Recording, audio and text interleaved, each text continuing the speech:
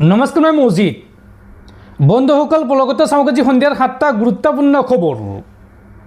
প্ৰথমটো খবৰ, প্ৰধানমন্ত্ৰী গৃহমন্ত্ৰীৰ উপস্থিতিত দ্বিতীয়বাৰলৈ অসমৰ মুখ্যমন্ত্ৰী হিচাপে শপত ল'লে ডক্টৰ হিমন্ত বিশ্ব শৰ্মাই। হিমন্ত বিশ্ব শৰ্মাৰ লগতে কেবিনেট মন্ত্ৰী হিচাপে শপত ল'লে নৱনিৰ্বাচিত 4গৰাকী বিধায়কে। ৰাজ্যপালৰ শপত বাক্য পাঠ কৰোৱাই আটাইকেইগৰাকীকে। আজি দ্বিতীয়বাৰৰ বাবে অসমৰ মুখ্যমন্ত্ৰী হিচাপে শপত ল'লে ডক্টৰ হিমন্ত বিশ্ব শৰ্মাই। অসমত তৃতীয় কাৰ্যকালৰ শুভাৰম্ভ কৰিলে NDA চৰকাৰে। হিমন্ত বিশ্ব শৰ্মাৰ সৈতে কেবিনেট মন্ত্ৰী হিচাপে শপত গ্ৰহণ আন 4গৰাকী নৱনিৰ্বাচিত বিধায়কৰ। মন্ত্ৰী হিচাপে শপত গ্ৰহণ ৰামেশ্বৰ তেলী, অজন্তা নেওগ, অতুল বৰাৰ। আৰু এই শপত গ্ৰহণ অনুষ্ঠানত উপস্থিত থাকে প্ৰধানমন্ত্ৰী নৰেন্দ্ৰ মোদী, কেন্দ্ৰীয় গৃহমন্ত্ৰী অমিত শ্বাহ, লগতে বিজেপিৰ ৰাষ্ট্ৰীয় সভাপতি নীতিন নবীনো উপস্থিত থাকে এই শপত গ্ৰহণ অনুষ্ঠানত। লগতে NDA শাসিত দেশৰ সকলো ৰাজ্যৰ মুখ্যমন্ত্ৰী আৰু উপমুখ্যমন্ত্ৰীসকলে উপস্থিত থাকে এই শপত গ্ৰহণ অনুষ্ঠানত। 1 লাখৰো অধিক লোকে অংশ ল'লে খানাপাৰাৰ এই শপত গ্ৰহণ সমাৰোহত। পৰৱৰ্তী খবৰ, আন্তঃৰাষ্ট্ৰীয় বজাৰত পুনৰ হুৰাহুৰে কমিছে ভাৰতীয় টকাৰ মূল্য। আৰু এইবাৰ অভিলেখ সৃষ্টি কৰি ডলাৰৰ বিপৰীতে ভাৰতীয় টকাৰ পতন। $1 বিপৰীতে 95.50 টকালৈ অৱনমিত ভাৰতীয় মুদ্ৰা, অৰ্থাৎ আমেৰিকাৰ $1 ভাৰতৰ 95 টকা 50 পইচাৰ সমান। ভাৰতীয় টকাৰ এই বিপৰ্যয়ৰ প্ৰত্যক্ষ প্ৰভাৱ পৰিছে আন্তঃৰাষ্ট্ৰীয় বজাৰ অৰ্থনীতিত। পৰৱৰ্তী খবৰ, ভয়ংকৰ বিপদৰ পৰা কথমপি ৰক্ষা। নতুন অসম চৰকাৰৰ শপত গ্ৰহণ অনুষ্ঠানত চাৰিজাই সজীৱ গুলীসহ এজন লোকক আটক আৰক্ষীৰ।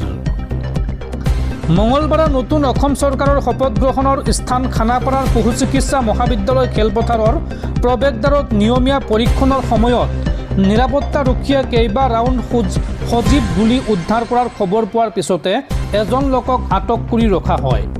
আৰক্ষীয়ে জনোৱা মতে প্ৰৱেশ পইণ্টত পৰীক্ষণৰ সময়ত গুলী বাৰুদ ধৰা পৰাৰ পিছত ব্যক্তিজনক জিম্মাত লৈ সোধা পোছাৰ বাবে বশিষ্ঠ থানালৈ নিয়া হয়। আৰু আটক কৰাটো নিশ্চিত কৰাৰ সময়তে এজন আৰক্ষী বিষয়াই কয় যে ব্যক্তিজনৰ পৰা কোনো আগ্নেয়াস্ত্ৰ উদ্ধাৰ হোৱা নাই আৰু নিৰাপত্তা মণ্ডলত সজীৱ গুলীসমূহ কেনে পৰিস্থিতিত কঢ়িয়াই নিয়া হৈছিল আৰু এই কাণ্ডই কোনো নিৰাপত্তাজনিত চিন্তাৰ সৃষ্টি কৰিছে নেকি সেই বিষয়ে জানিবলৈ তদন্ত চলি আছে। ৰাজ্যপাল লক্ষ্মণ প্ৰসাদ আচাৰ্যই তেওঁৰ নতুন মন্ত্ৰী পৰিষদৰ সৈতে মুখ্যমন্ত্ৰী হিমন্ত বিশ্ব শৰ্মাক কাৰ্যভাৰ আৰু গোপনীয়তাৰ শপত বাক্য পাঠ কৰোৱাৰ বা গ্ৰহণ কৰোৱাৰ কেইমিনিটমান আগতে এই ঘটনা সংঘটিত হয়। উল্লেখযোগ্য যে এই শপত গ্ৰহণ অনুষ্ঠানত প্ৰধানমন্ত্ৰী নৰেন্দ্ৰ মোদী, কেন্দ্ৰীয় গৃহমন্ত্ৰী অমিত শ্বাহ, প্ৰতিৰক্ষা মন্ত্ৰী ৰাজনাথ সিং, বিত্তমন্ত্ৰী নিৰ্মলা সীতাৰমণ, বন্দৰ পৰিবহণ মন্ত্ৰী সৰ্বানন্দ সোণোৱাল আৰু পথ পৰিবহণ মন্ত্ৰী নীতিন গাডকাৰীৰ লগতে NDA শাসিত ৰাজ্যৰ কেইবাগৰাকীও মুখ্যমন্ত্ৰী আৰু উপমুখ্যমন্ত্ৰীকে ধৰি কেন্দ্ৰীয় জ্যেষ্ঠ নেতাসকলে অংশগ্ৰহণ কৰে। এই অনুষ্ঠানত কূটনীতিবিদ আৰু উদ্যোগ মহলৰ নেতাসকলো উপস্থিত থাকে। আৰু ব্যক্তিজনক আটক কৰাৰ পিছতে প্ৰশাসনে পৰিস্থিতি নিবিড়ভাৱে নিৰীক্ষণ কৰাৰ বাবে সমগ্ৰ সভাস্থলীতে নিৰাপত্তা ব্যৱস্থা অধিক কটকটীয়া কৰা হয়। দৰ্শকসকল, আৰু বহুতো গুৰুত্বপূৰ্ণ খবৰ আছে। তাৰ আগতে আপোনাক জনাওঁ যে যদি আপুনি এতিয়ালৈকে এইটো ভিডিঅ'ত লাইক কৰা নাই তেন্তে এতিয়াই ভিডিঅ'টোত লাইক কৰি দিয়ক। আৰু এনেকুৱা ধৰণৰ ভিডিঅ'সমূহ নিতৌ চাবলৈ চেনেলটো ছাবস্ক্ৰাইব কৰি কাষত থকা বেল আইকনটো প্ৰেছ কৰি ৰাখক। পৰৱৰ্তী খবৰ, NEET 2026ৰ পৰীক্ষা বাতিল। পৰীক্ষাৰ পূৰ্বে বাতিল হৈছে প্ৰশ্নকাকত। আৰু প্ৰশ্নকাকত ফাদিলৰ বাবে পৰীক্ষা বাতিল কৰিলে নেশ্যনেল টেষ্টিং এজেঞ্চি, চমুকৈ NTA। 3 মে'ত পৰীক্ষা অনুষ্ঠিত কৰিছিল নেশ্যনেল টেষ্টিং এজেঞ্চিয়ে। আৰু প্ৰশ্নকাকত ফাদিলৰ CBI তদন্ত ঘোষণা NTAৰ। NEETৰ প্ৰশ্নকাকত ফাদিলক লৈ দেশজুৰি সৃষ্টি হৈছিল তীব্ৰ প্ৰতিক্ৰিয়াৰ। উল্লেখযোগ্য যে এইবাৰ প্ৰায় 23 লাখ শিক্ষাৰ্থী অৱতীৰ্ণ হৈছিল 2026ৰ NEET পৰীক্ষাত। আৰু শীঘ্ৰেই ঘোষণা কৰা হ'ব NEETৰ নতুন পৰীক্ষাৰ সূচী। নতুনকৈ পুনৰ অনুষ্ঠিত হ'ব NEET পৰীক্ষা। পৰৱৰ্তী খবৰ, মুখ্যমন্ত্ৰী হিমন্ত বিশ্ব শৰ্মাৰ শপত গ্ৰহণ অনুষ্ঠানলৈ আমন্ত্ৰণ নাপালে বিধায়ক অখিল গগৈয়ে। অখিল গগৈয়ে এই সন্দৰ্ভত কয় যে শপত গ্ৰহণ অনুষ্ঠানলৈ দেশৰ প্ৰধানমন্ত্ৰী দেশৰ 22খন ৰাজ্যৰ 22গৰাকী মুখ্যমন্ত্ৰীক মাতিলে, সাধু সন্যাসী সকলোকে মাতিলে, আনকি মোৰ দলৰ বিধায়কজনকো মাতিলে। মই জেলত থকা সময়তো মোক মাতিছিল, কিন্তু এইবাৰ মই গুৱাহাটীত থকাৰ পাছতো মোক নামাতিলে। সংবাদ মাধ্যমৰ আগত এইদৰে ক্ষোভ উজাৰে বিধায়ক অখিল গগৈয়ে। পৰৱৰ্তী খবৰ, পশ্চিমবংগৰ মুখ্য নিৰ্বাচনী বিষয়া মনোজ কুমাৰ আগৰৱালাক মুখ্য সচিব পদত নিযুক্তি। সোমবাৰে মুখ্য নিৰ্বাচনী পৰ্যবেক্ষকৰ দায়িত্বত থকা সুব্ৰত গুপ্তাক মুখ্যমন্ত্ৰীৰ উপদেষ্টা হিচাপে দিয়া হৈছিল নিযুক্তি। আৰু শুভেন্দু অধিকাৰীৰ নেতৃত্বত বিজেপিয়ে শাসন লোৱাৰ পাছতে এই নিযুক্তি দিয়া হৈছে নিৰ্বাচনী বিষয়াগৰাকীক। পৰৱৰ্তী খবৰ, প্ৰতিভাশালী কবি জোনমণি দাসৰ অকাল বিয়োগ। ডিব্ৰুগড়ত চিকিৎসাধীন অৱস্থাত মৃত্যু হয় কবি জোনমণি দাসৰ। গুৰুতৰভাৱে অসুস্থ হৈ এখন ব্যক্তিগত চিকিৎসালয়ত চিকিৎসাধীন হৈ আছিল জোনমণি দাস আৰু অৱশেষত মৃত্যুৰ কোলাত ঢলি পৰে কবি জোনমণি দাস। পৰৱৰ্তী খবৰ, তামিলনাডুৰ মুখ্যমন্ত্ৰী হিচাপে শপত লোৱাৰ পিছতে একশ্যন মোডত বিজয় থালাপতি। এটা এটাকৈ নিৰ্বাচনী প্ৰতিশ্ৰুতি পালন কৰিছে বিজয় থালাপতিয়ে। এইবাৰ মন্দিৰ মছজিদৰ কাষত থকা মদৰ দোকান বন্ধ কৰাৰ নিৰ্দেশ বিজয় থালাপতিৰ। এটা এটাকৈ নিৰ্বাচনী প্ৰতিশ্ৰুতি পালন কৰিছে বিজয় থালাপতিয়ে। তামিলনাডুৰ মুখ্যমন্ত্ৰী হিচাপে দায়িত্ব লৈয়েই বিজয় থালাপতিৰ একশ্যন। মন্দিৰ মছজিদৰ কাষত থকা সুৰাৰ বিপণী বন্ধ কৰাৰ নিৰ্দেশ বিজয় থালাপতিৰ। স্কুল বাছস্থানৰ কাষতে থাকিব নোৱাৰিব সুৰাৰ বিপণী। আৰু ৰাজ্যখনৰ 717খন চৰকাৰৰ অনুমতিপ্ৰাপ্ত সুৰাৰ বিপণী বন্ধ বা স্থানান্তৰ কৰাৰ নিৰ্দেশ বিজয় থালাপতি বিজয়ৰ।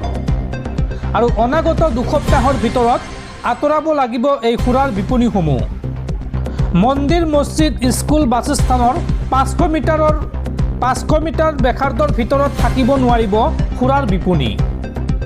উল্লেখযোগ্য যে শপত গ্ৰহণৰ দিনাই জনতালৈ 200 ইউনিট ফ্ৰী বিদ্যুৎ আগবঢ়াইছিল থালাপতি বিজয়ে। আৰু এইদৰে এতিয়া এটা এটাকৈ নিৰ্বাচনী প্ৰতিশ্ৰুতি পালন কৰিছে বিজয় থালাপতিয়ে। পৰৱৰ্তী খবৰ, সকলো ত্যাগ যদি দেশৰ সাধাৰণ নাগৰিকে কৰিব লাগে তেন্তে আপুনি কি কৰিব? খোৱা তেল, খাৰুৱা তেল আৰু সোণ ক্ৰয় কৰা সন্দৰ্ভত প্ৰধানমন্ত্ৰী মোদীক এই প্ৰশ্ন জ্যেষ্ঠ কংগ্ৰেছ নেতা পৱন খেৰাৰ। পৰৱৰ্তী খবৰ, দেশত শীঘ্ৰেই বলবৎ হ'ব নতুন নিয়ম। এতিয়াৰ পৰা বাছ যাত্ৰীৰ বাবে বাধ্যতামূলক হ'ব ছিট বেল্ট। এই সন্দৰ্ভত কেন্দ্ৰীয় চৰকাৰৰ বৃহৎ ঘোষণা। দেশত ক্ৰমাৎ বৃদ্ধি পোৱা পথ দুৰ্ঘটনাৰ পৰিপ্ৰেক্ষিতত কেন্দ্ৰীয় চৰকাৰে যাত্ৰীৰ সুৰক্ষা নিশ্চিত কৰাৰ বাবে অহৰহ কঠোৰ ব্যৱস্থা গ্ৰহণ কৰি আহিছে। এতিয়া বাছ যাত্ৰীৰ সুৰক্ষা সুনিশ্চিত কৰিবলৈ চৰকাৰে এক বৃহৎ পৰিৱৰ্তন কৰিবলৈ ওলাইছে। কেন্দ্ৰীয় পথ পৰিবহণ আৰু ঘাইপথ মন্ত্ৰী নীতিন গাডকাৰীয়ে ঘোষণা কৰিছে যে ভৱিষ্যতে বাছ যাত্ৰীৰ বাবে ছিট বেল্ট বাধ্যতামূলক হ'ব। দীৰ্ঘ দূৰত্বৰ বাছ যাত্ৰাত এই নতুন নিয়ম কাৰ্যকৰী কৰা হ'ব। এই তথ্য দিল্লী NCRত এক অনুষ্ঠানৰ সময়ত দিয়া হৈছে। চৰকাৰে এই সন্দৰ্ভত কয় যে পথ দুৰ্ঘটনাত মৃত্যু আৰু গুৰুতৰভাৱে আহত হোৱা লোকৰ সংখ্যা হ্ৰাস কৰাৰ বাবে এই সিদ্ধান্ত গ্ৰহণ কৰা হৈছে। প্ৰায়ে দেখা যায় যে কেৱল নিৰাপদে বহিব নোৱাৰাৰ বাবেই পথ দুৰ্ঘটনাত বহু লোকে প্ৰাণ হেৰুৱায়। এনে ক্ষেত্ৰত ছিট বেল্টে যাত্ৰীসকলক গুৰুতৰ আঘাতৰ পৰা ৰক্ষা কৰাত সহায় কৰিব। পৰৱৰ্তী খবৰ, বিগত 10 বছৰত 89 বাৰ প্ৰশ্নকাকত ফাদিল। নীট এতিয়া নিলামত। ছাত্ৰ ছাত্ৰীৰ ভৱিষ্যতক লৈ সৰব কংগ্ৰেছ নেতা ৰাহুল গান্ধী। নীট পৰীক্ষাক কেন্দ্ৰ কৰি দুৰ্নীতিৰ অভিযোগত উত্তাল হৈ পৰিছে দেশ। আৰু এইবাৰ কংগ্ৰেছ নেতা ৰাহুল গান্ধীয়ে এই বিষয়ত নৰেন্দ্ৰ মোদী চৰকাৰক আক্ৰমণৰ লক্ষ্য কৰি লৈছে। তেওঁ স্পষ্টকৈ দাবী কৰে যে নীট এতিয়া স্বচ্ছ পৰীক্ষা নহয়, বৰঞ্চ নিলাম কেন্দ্ৰত পৰিণত হৈছে। যোৱা 10 বছৰত 89 বাৰ পৰীক্ষাৰ প্ৰশ্নকাকত ফাদিল হোৱা বুলি অভিযোগ উত্থাপন কৰি ৱাইনাডৰ প্ৰাক্তন সাংসদগৰাকীয়ে মোদী চৰকাৰৰ অধীনত যুৱক যুৱতীসকলৰ ভৱিষ্যত বিপন্ন বুলি সৰব হৈ পৰিছে। ছ'চিয়েল মিডিয়া এক্সত এটা দীঘলীয়া পোষ্টত ৰাহুল গান্ধীয়ে ক্ষোভ প্ৰকাশ কৰে। যদিও তেওঁ নিজৰ দাবীৰ সমৰ্থনত কোনো নিৰ্দিষ্ট প্ৰতিবেদন বা নথি দাখিল কৰা নাই, তথাপিও তেওঁৰ আক্ৰমণ তীক্ষ্ণ আছিল। ৰাহুল গান্ধীয়ে লিখিছে, নিট 2026 প্ৰশ্নকাকত ফাদিল হোৱাৰ খবৰ শুনিলোঁ। এয়া এতিয়া পৰীক্ষা নহয়, নিট এতিয়া নিলামত পৰিণত হৈছে। পৰীক্ষাৰ 42 ঘণ্টা আগতে হোৱাটছআপত প্ৰশ্নকাকত বিক্ৰী হৈছিল। 22 লাখৰো অধিক শিক্ষাৰ্থীয়ে গোটেই এবছৰ দিনে নিশাই পঢ়া শুনা কৰিছিল আৰু ৰাতিতে তেওঁলোকৰ ভৱিষ্যত বজাৰত নিলাম কৰি দিয়া হ'ল। এই মন্তব্য কংগ্ৰেছ নেতা ৰাহুল গান্ধীৰ। বিজেপি চৰকাৰৰ 10 বছৰীয়া ইতিহাসৰ উদ্ধৃতি দি ৰাহুল গান্ধীয়ে কয় যে এয়া প্ৰথমবাৰৰ বাবে নহয়। যোৱা 10 বছৰত 89 বাৰ প্ৰশ্নকাকত ফাদিল হৈছে, 48 বাৰ পৰীক্ষা পুনৰ ল'বলগীয়া হৈছে। প্ৰতিবাৰে একেই প্ৰতিশ্ৰুতি দিয়া হয়, তাৰ পিছতো গভীৰ মৌনতা। তেওঁ আৰু লগতে কয় যে মোদী চৰকাৰৰ এই ব্যৰ্থতাৰ মূল্য দৰিদ্ৰৰ সন্তানে দিব লগা হৈছে। ৰাহুল গান্ধীয়ে দাবী কৰে যে দেশৰ যুৱক যুৱতীসকলৰ সপোনৰ পথত এতিয়া মোদী চৰকাৰেই আটাইতকৈ ডাঙৰ বাধা। অৱশ্যে তেওঁ ভাৰতৰ যুৱক যুৱতীসকলৰ লগত আছে আৰু এই ব্যৱস্থা সলনি কৰিব বুলি আশ্বাস দিয়ে। ইফালে নিট পৰীক্ষাক লৈ অনিয়মৰ অভিযোগ উত্থাপন হোৱাৰ পিছতে জোকাৰণি উঠিছে ৰাজস্থান আৰক্ষীৰ মাজত। এই সন্দৰ্ভত ৰাজস্থান আৰক্ষীৰ বিশেষ অভিযান গোটৰ তদন্ত আৰম্ভ হৈছে। এছঅ'জিৰ অতিৰিক্ত সঞ্চালক প্ৰধান বিশাল বানচালে কয়, 410টা প্ৰশ্নৰ এখন গেছ পেপাৰ বা সম্ভাৱ্য প্ৰশ্নকাকত তেওঁলোকৰ দৃষ্টিগোচৰ হৈছে।